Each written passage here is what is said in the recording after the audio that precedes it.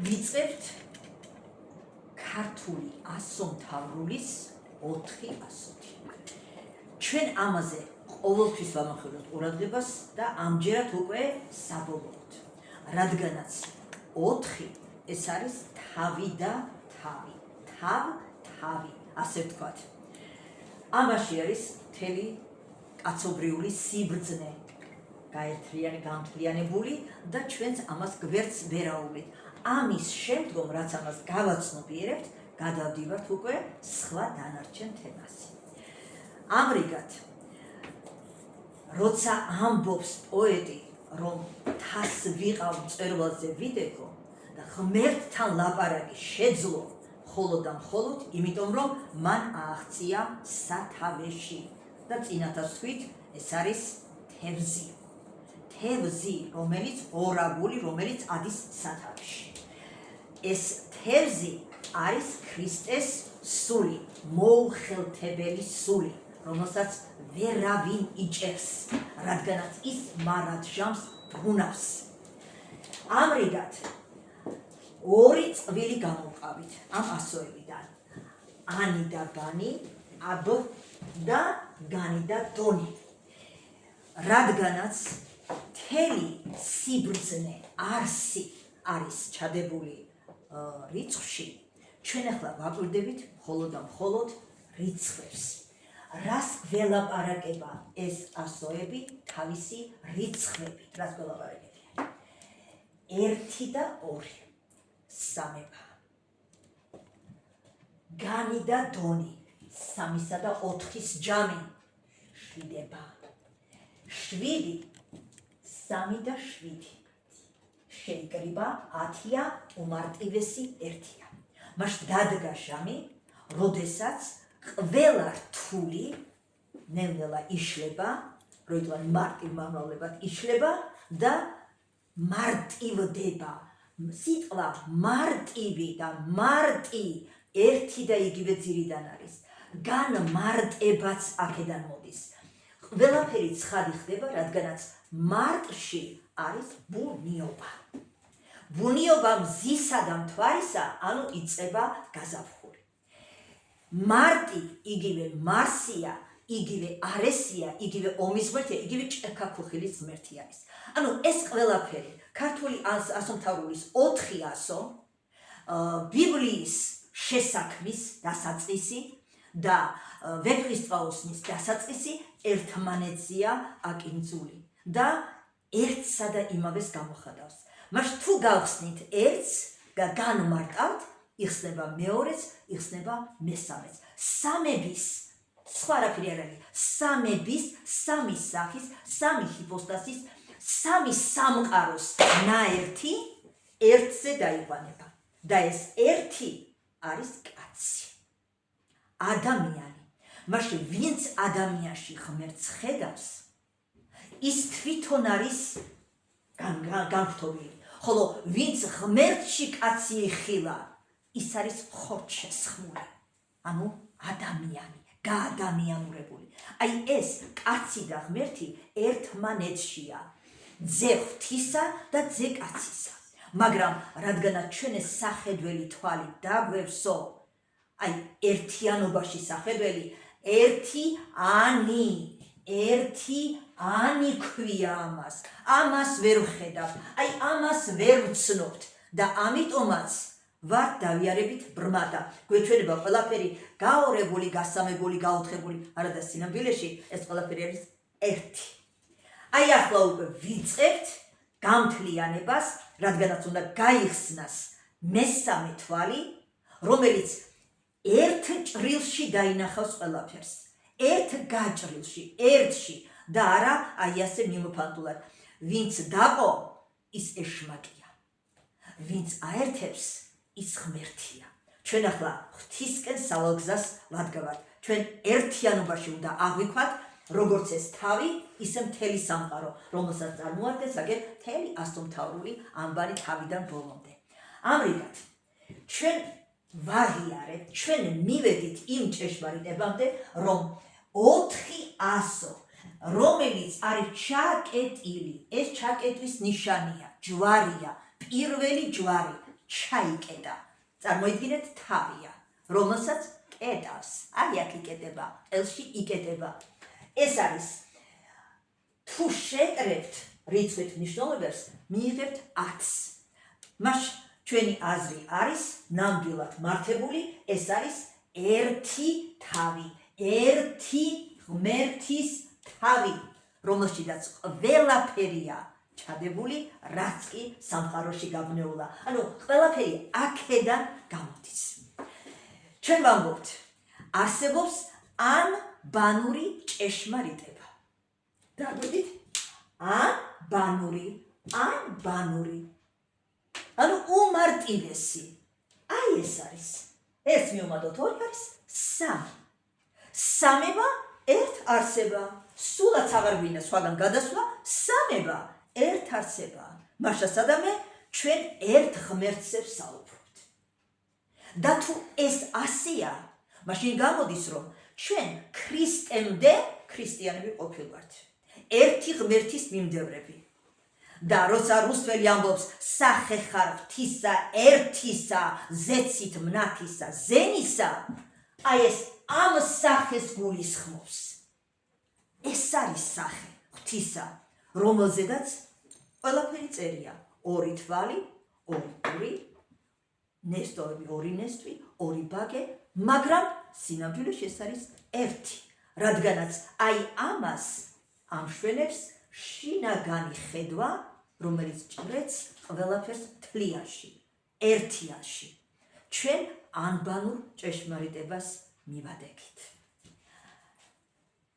აი ამან მოგცა ნათელი სურათი იმისა, რომ აი აქ ბრუნავს სამყარო გულში და ეს ბრუნვა წერს რაეს.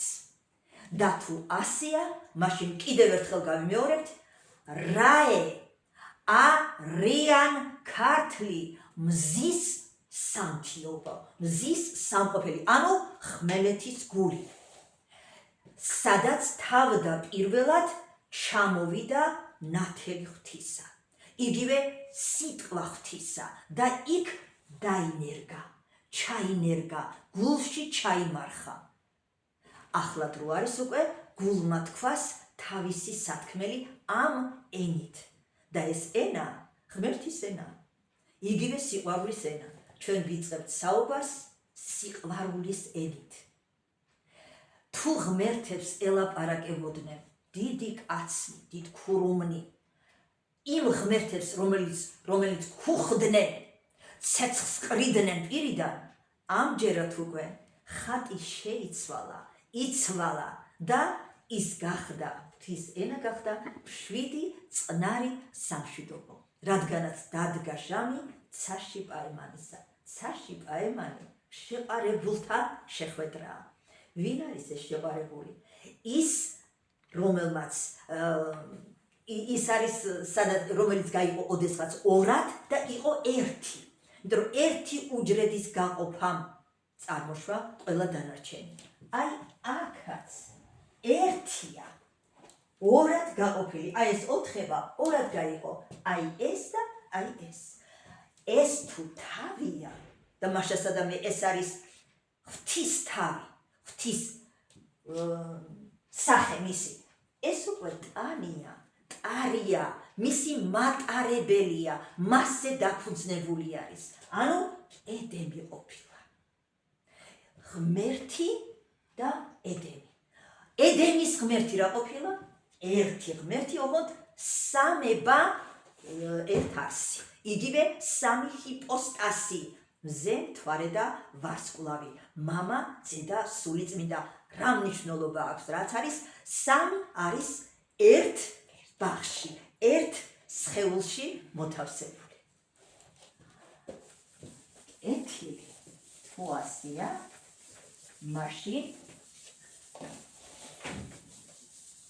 იმ თავის სახელი, რომელიც ახლა ჩვენ სამებად ვთქვით, კოდური სახელი გახლავთ ქრისტე. ქრისტე იგივე დიდი თევზია. თევზი. ხოლო ტანისა ეს თქვა რომ არის სამება 1000 ქრისტეა. ხოლო ტანი იგივე ედემი არის ჩვენი 60-ის ბაღი, რომ ჩვენ ვთვლით, რომ ჩვენ ვართ ედემელები. თუ ეს ასეა,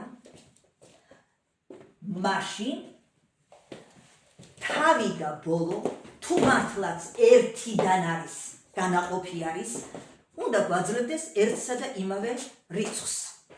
თუ სახელი თევზი და ედემი ერთს წარმოადგენს, მათი კოდური რიცხვითი მნიშვნელობაც იქნება 1. კი ბატონო, შევამოწმოთ. 9, 5, 6, 7, 10. 5, 4, 5, 13 და 10. შეკრიბეთ და პასუხი მივიღოთ, რას მეუბნება თევზი და ედემი. 27 და 27. 1 და 1. დასტური. ჩვენ ნამდვილად სწორად მიგვიჩნევია ბიბლიური ღმერთი, რომელმაც შექმნა სამყარო ამ ენით და პირველი ენა იყო ნათლის ენა, საიდან მოიღო ეს სინათლე? საიდან მოიღო სინათლე, რომლიდანაც იშვა პირველი ნათელი? უსასრულობიდან, დაუსრულებელის, რადგან ღმერთი თვითონ უსასრულობა არის. აი იქედან წამოვიდა ეს სინათლე. სად წამოვიდა და სად ჩამოვიდა? მიწაზე. მაგრამ მაშინ მიწა არ იყო. და რა იყო მაშინ? წყალი მხოლოდ. მღვრიე წყალი. მაგრამ იმ წყალს ზევით იყო წმიდა სული და ჩათვალეთ, რომ სული წმიდა იგივე მატერია, დედა, რომლის სახე გახლავთ, ხილული სახე გახლავთ მარიამ ღვთისმშობელი. მას ასე ქრისტე განკაცებული, ხორცშესხმული სული წმიდისაგან იგივე მარიამის პირმშუა. წმიდად შობილი სიტყვა არის. ჩვენ აი ამ სიმდიდრის ერთადერთი მფლობელები ვართ, ანუ ამ საფრთხო ენისა. ენა არის ერთადერთი მეტაფიზიკური მოვლენა დედამიწაზე, რომელიც ყველაზე კარგად ინახავს ღვთის საიდუმლოს. არა მატერია, არა ცეცხლი, არა წყალი, არა ენა. რადგანაც ენა ეს არის უხილავი და ამავ დროს ეს არის ხილულთა მოძღვარი. ანუ იყო და არა იყო რა.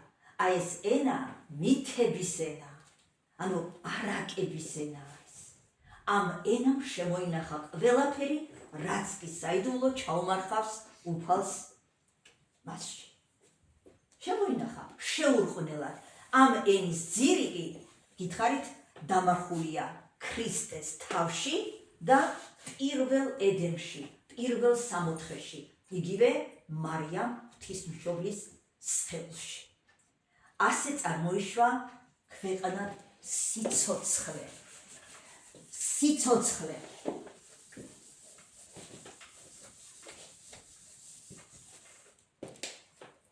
ქრისტეს სახელი.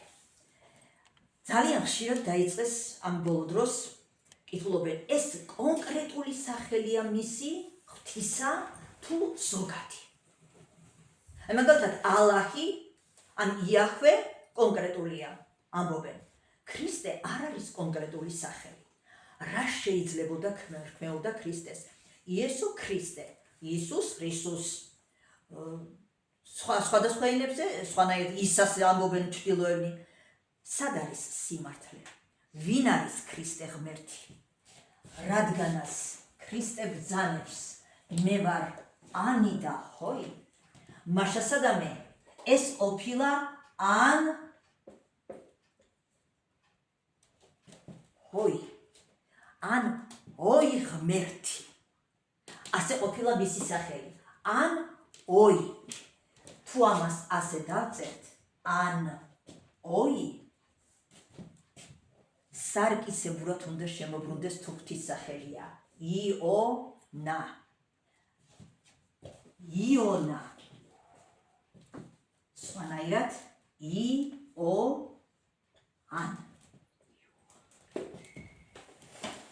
io-ane ღმერთი io თუ აქ ქარაგმას გაუკეთეს შემოკლების ნიშნავს იესოს ნიშნავს მაშინ ეს ჩანაწერი გვეუბნება იესო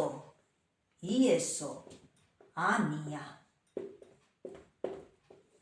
იესო ანია იესო უფალი ანია ანუ პირველი არის რომელიც იყო არის და იქნება ეს არის ყველას წინამძღოლი ყველას წინამძღვარი და აი ამ ანს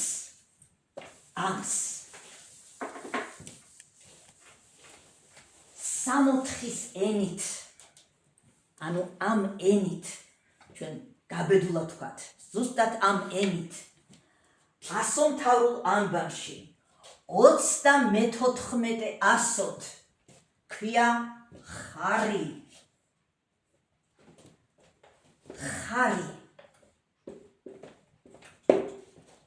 სამოთხის ენით მისი ცხოველური ხატი არის ხარი ხარი ეს არის იგივე მთვარე და იგივე გიორგი ამრიგად თუ ქრისტეს იოანე ქვია ზეცაში მისი მიწიერი სახელი არის მთვარე გიორგი ანუ მიწად მოქმედი ანუ განათლების ღმერთი ჩვენ დღემდე ამ ენამ გაბზარდა აღბზარდა ანუ ეს არის სული წმიდის ენა მესამე დღეს პირველ დღეს ღმერთმა ნათელი მოიღო ამ სინათლეს ამ მის სიტყვას და პირველ სიტყვას ესწრებოდა სული წმიდა ისმენდა სული წმიდა ეთანხმებოდა სული წმიდა ამიტომ თქვით ან არის ხმოვანი და თანხმოვანი უპად შეიქმნა ეს სამყარო ასე რა გამოჩეკა სული წმიდა როცა მოიღო ნათელი სული წმიდა ღვრიე წყლებზე იძვროდა მეტი არავინ ანუ იჩეკებოდა ახალი სამყარო ეს იმას ნიშნავს რომ სრულიად სადამიწა იქნებოდა ამენით ახალი სადამიწა იქნებოდა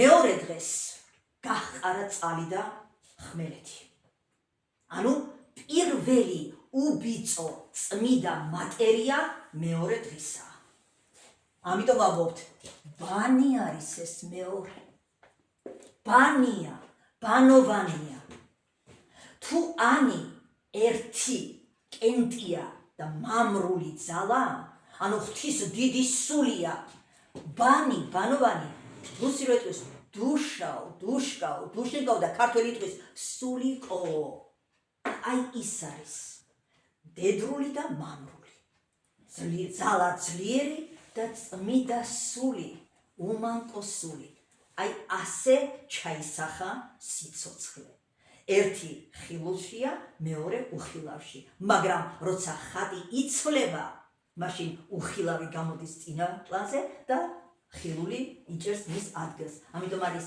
მონაცვლეობენ გარდაცვალება გარდასახვა გენაცვალე შენი ჭირი მე უნდა ვიტვირთო ახლა მე შენი სიმძიმე და ტვირთი იმიტომ რომ მე ვარ ძალმოსილი თუ ერთი ფიზიკურად არის ძლიერი მეორე სულიერად დადგება ჟამი ჯერ ფიზიკური ბრძოლისა მაგრამ ფიზიკურად დაღრილ მებრძოლს უკვე აღარ შესწევს უნარი როგორც ერეკლე მეორეს აღარ ქონდა უნარი რომ მეტი რა გაეკეთებინა სულ ომებში იყო დაჩეხი დაწუნულებული მაგრამ ვერ შეძლო მეტი ხომ აი უკვე წინ უნდა წამოსულიყო სულიერი ძალა და წამოვიდა. ეს არის ძალა ქრისტიანული, ქრისტეშია ორივე ძალა. ქრისტეში არის. აი ასე ანი და ბანი შეენაცვლენ ერთმანეთს. მესამე დღეს რა მოხდა? მესამე დღეს იშვა მცენარე. მცენარე იშვა. ჯერ არ არის ცაზე არც მზე, არც მთვარი, არც ვარსკვლავი. არ არის საინტერესო მცენარე რამ გაზარდა.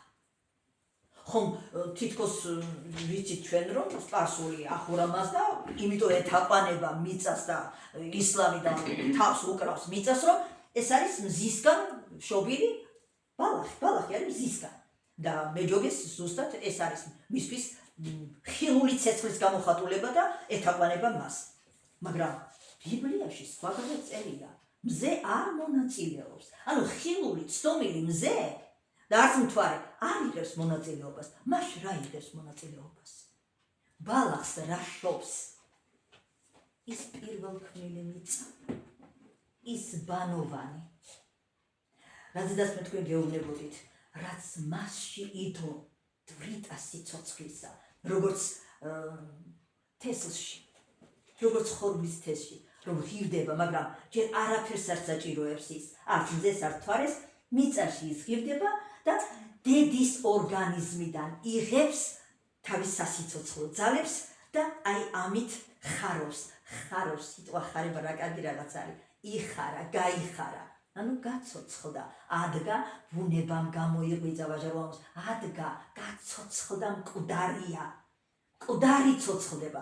მას თუ არ მოკვდი, ვერ აღდგები. სიცოცხლე სიკვდილისგან მოდის. ღმერთმა გიშველო სიკვდილი. სიცოცხლე შვენობს შეითავა. ასე და ამრიგად მესამე დღეს შობილი ბალახი ეს არის წმინდა დედისაგან გამომავალი ხსენი. აი ამ ბალახით, რომელსაც მეხსიერება აქვს, ის უბიწო მეხსიერება აქვს, ამ ბალახით არის ნასაზრდოები კრავი, უმანკო კრავი. კრავი ვისი სიმბოლოა? ქრისტეს. მას პირველი სინათლე, პირველი ცეცხლი ჩამოვიდა აი ამ ბალახში და იმით ისაზრდოა. ეს იყო უმანკო ჩასახება და უმანკო შობა. ასეთი არის ბიბლიის მიხედვით. ჩვენ ახლა ძალიან გვაინტერესებს. ქრისტეს ხომ ქვია ლერწმის უფალი და პირველი სწორედ ლერწამი აღმოცენდა. ლერწამი, რადგანაც ის მღრიე წყლები, იგივე დამდგარი წყლები არის ჭაობი, საიდანაც გამოდის უკვე წმიდა წყალი, მტკნარი წყალი იღებს სათავეს. ლერწმის უფალი იმას ნიშნავს, რომ პირველი ნათელი, პირველი მოძღვარი, პირველი ღვთის სიტყვა აქედან არის. წამოსული ციდან არის და მისი სიმბოლო, როგორც პირველ მოძღვრისა, არის ლერწამი. ლერწამი იგივე არის ტარი. კალმის ტარი. ლერწამს ახსენებს რუსთველიც. მენარხეული არის ლერწამი იგივე. ლერწმის სახელი არის. ლერწმით იზომებოდა სიტყვებს შორის მანძილი ბიბლიაში. ლერწმით. ანუ პირველი წიგნობარი ბიბლიური გახლდათ ლერწმის უფალი. მას ასე პირველი ღვთისმეტყველი, პირველ ენით მოლაპარაკე, პირველ შობილი ნათელი იყო ქრისტე, იგივე მოძღვარი ჩვენი, იგივე წიგნობართ წიგნობარი, უფალი ჩვენი. თუ არ ვცდებით, თუ ჩვენ სწორად ვმჟელობთ და დასკვნებს ვაკეთებთ, მაშინ ასეთი რამ არსებობს. იმ პირველ ნათელს ციდან ჩამოსულს თავისი ბიბლიური კოდური სახელი ექნება აუცილებლად. ისევე როგორც იმ პირველ მიწას, იმ პირველ მცენარეს ექნება თავისი კოდური სახელი და არ შეიძლება ისინი იყოს განსხვავებული რიცხვმა უნდა დაგვიდასტუროს, რომ ნამდვილად ასე არის. ისინი არიან ფაქტიურად ერთი და იგივე. ნახოთ, მე გთავაზობთ, თქვენ დამიდასტურეთ, რომ ესეა. მე ვამბობ, ქრისტეს იგივე პირველ მოძღვრის, პირველ ნათლის სახელი, ციდან ჩამოსული ცეცხლისა, გახლავთ ლომი. ლომი. შეგიძლიათ ამის მიხედვით მე პირდაპირ დავწერ 150 გახლავს ისი რიცხვითი მნიშვნელობა. ხოლო აი იმ დაბლა რომ დახვდა და შემდგომ უпростоრად აღმოცენდა და მას პირველად ემთხრია მოძღვარი არის წმიდა სახელი, რომელიც ნიშნავს აი ამას.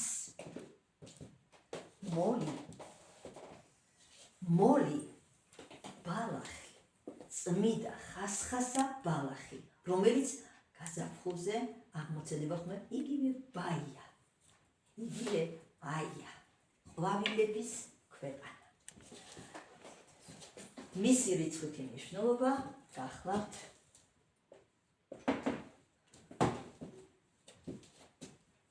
150. რადგანაც მოლი და ლომი და მოლი ერთი და იგივეა, მაშასადამე ეს ყოფილა 300. სამება ერთ არსება. საიდან გავიგეთ, რომ ეს ერთი და იგივეა? სარკეა. სარკეა. იგივე გონება. მიწა მისი ანარეკლიაო. ხო და შევადაროთ ერთმანეთს. ლომი, წაიკითხეთ ფუძე, ლომ და მოლ. ლომ, მოლ. ზუსტად ერთი. გარდატეხილია გონების სარკეში და არის ზუსტად ერთი და იგივე. აი ასე ჩემო ძვირფასებო. 300 ასომთავრულ ამბაში ზის 21 ასოთ და მას ქვია არი.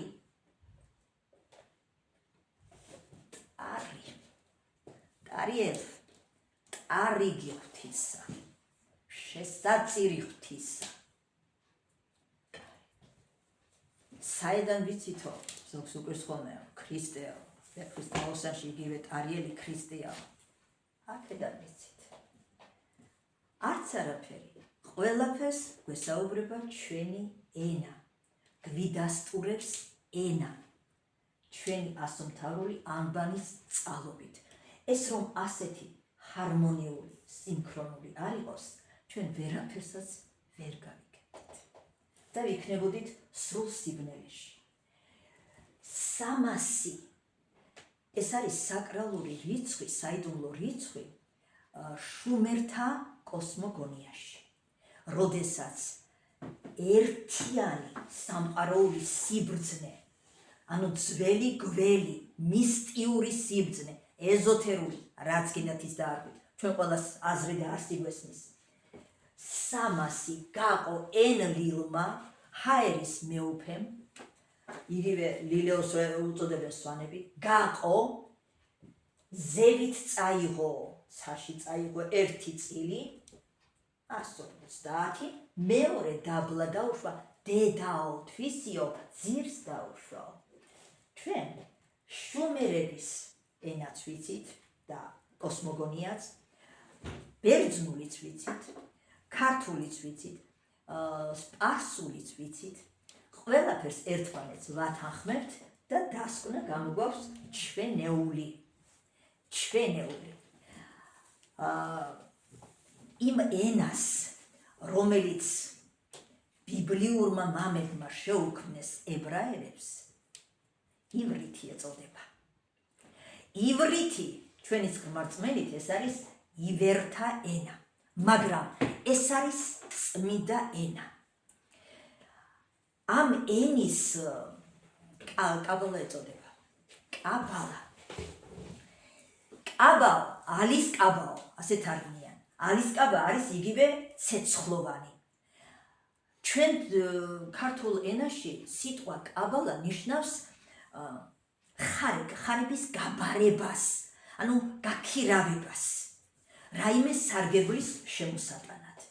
კიდევ კაბალა ნიშნავსო მაღალს, აწოწილს, აყლაკუდასო და კიდევო ცხოველს, ჭრელს, შავ-თეთრ ცხოველს. რაც გინდათ ის თქვით. სულ ყველაფერი მაინც ქართულიდან მოდის. ავთანდილი გავიხსენე, როცა ეს წავიკითხე, ადგა და კაბა ჩაიცვა მჯობი ყოვლისა ჭრელისა. და ვერცხლისწყალოსანი რა არის? ჭრელი კვართი არ არის, ჭრელი კაბა არ არის. და მისი გმირი, ტარიელი არ არის გაბარებული? მამამ სხვას არ მიაბარა?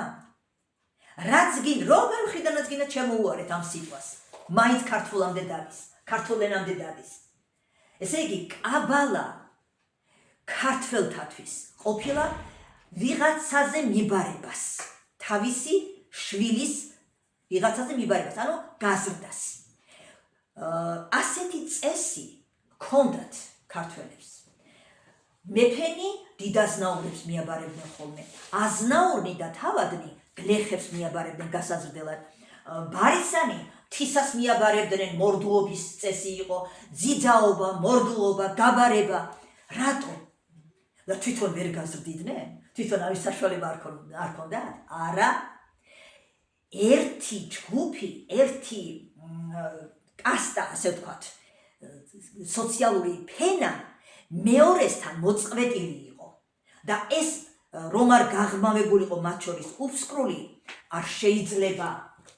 ეს მიუხედავად იმისა, რომ გაყოფილია, ეს ერთიანია მაინც, სამება ერთია და ეს რომ არ ყოფილიყო, არ უფსკრულად არ დარჩენილიყო, აუცილებლად უნდა შევსებულიყო. ანუ თავიდან უნდა მიბარებოდა და გაეგო ერთ ფენას მეორის ჭირი და ვარამი. მისი ენა უნდა ესწავლა.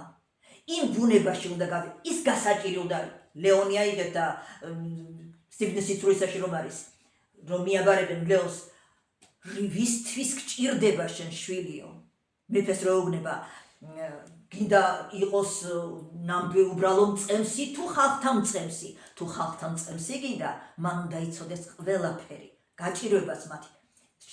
შიმშილი, ციცივე, ყველაფერი უნდა იცოდეს. და თუ არ გამოცდი ამას, შენ ვერ გაიგებ სხვის ტკივილსა და გაჭირვებას. ამრიგად, ის ფენა, რომელსაც წესად ჰქონდა გაბარება, თავისი შვილის გაბარება ვიღაცაზე აღსაზრდელად, ყოფილა უმაღლესი ფენა, უმაღლესი კლასი, რომელიც ღმერთს დაუდგენია მამამ მთავრად, მწყემს მთავრად. აი ასეთი ყოფილა ამ კლასის წარმომადგენლები. და ჩვენ ვამბობთ, ჩვენ ვართ არიან ქართველნი. არია მზის არის, არიანი მზის შვილთა ქართლია. თუ ქართლი ქართა, მაშინ ეს არის ჩაკეტილი კასტა, მაღალი კლასი, იმიტომ რომ არია და არისტოკრატია ერთია. არისტოკრატია იგივე თეოკრატია. თეოკრატია თეოს ღმერთს ნიშნავს. მას ღვთის მეუფება ქვეყნად. აი ამას გვეუბნება ჩვენი სამშობლოს სახელი. აქ ჩამოსულა ღვთის პირველი სიტყვა, მართალი ჭეშმარიტი სიტყვა, როგორც ანბანური ჭეშმარიტება, ისე მოსცემია ის ამ ქართის მკვიდრს და ამის მიხედვით დაწყობილა საზოგადოება. ანუ საზოგადოებრივი წყობის საფუძველი აქ ჩასახულა. ეგ არის პირველი ხელმწიფება, პირველი მეუფება. ამიტომაც პირველი მონარქია დედამიწაზე აქ არის ნაშობი. ამ ენით და მისი კოდური სახელი არის მეწამული ვარდი. ამიტომაც სიტყვა არიან მზეს ნიშნავს და ყველაფერი არის დაკავშირებული მზესთან. ედემი, ედომ წითელს ნიშნავს, წითელ ქვეყანას ნიშნავს. ადამი წითელ კაცს ნიშნავს. წითელი, წითა, ჭითა მეგრულად, ქართულად ერთი და იგივე არის. და მთელი ვეფხისტყაოსანი არის ვარდის ხსენება. მზე და ვარდი, რატომ? იმიტომ რომ პირველი მონარქია. აი მასში არის გამოხატული პირველი მონარქიის ჩამოსვლა ციდან, დაფუძნება, გადმორგვა, ნერგი გადმოირგა აქ ედემში და ამ ნერგმა იხარა. ანუ თეოკრატია და შემდგომ უკვე რუსთველი ისე ლამაზად ჩამოწერს ამას ყველაფერს, რას ნიშნავს თეოკრატია.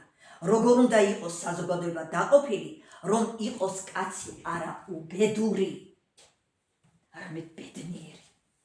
თავისი ადამიანობით, თავისი კაცად მოვლინებით.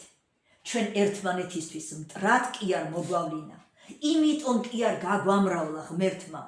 ამ ენით იმიტომ კი არ გაგვანათლა, რომ ერთმანეთი შევჭამოთ, ვლანძღოთ, სიცოცხლე გაუმწაროთ, პირიქით გავახაროთ, ხარში ამოუდგეთ, გავაძლიეროთ, ვიხაროთ და სხვაც ვახაროთ. აი ეს ყოფილა ყველაზე მთავარი ვეფხისტყაოსანში.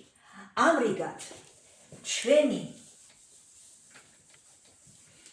უნათლესი და უსაყვარლესი რელიგია ქრისტიანობა. ქრისტე ჩემის გმარწმენით ეს არის კრისტალი, კრისტალურად სუფთა. იგივე წითელი, ედომ წითელი ქვეყნის შვილი, რომელიც მოევლინა სამყაროს როგორც უდიდესი ჰუმანისტი, კაცთმოყვარე და ქრისტიანობა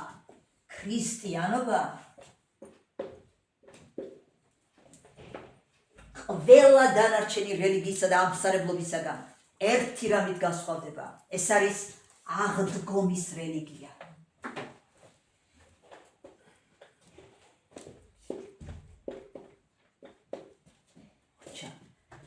მთელი აი ეს ფილოსოფია, რაც აი ამ ჩვენს ამბავში არის, ანიდან ჰოემდე გასვლა, ეს არის აღდგომა. აუცილებელია ეს გზა კანჯვისა გაიარო და მოხვიდე აი აქ ჰოეში 10,000-ში. ბევრია, მორჩა, ადამიანმა გაიარა ძალიან დიდი გზა.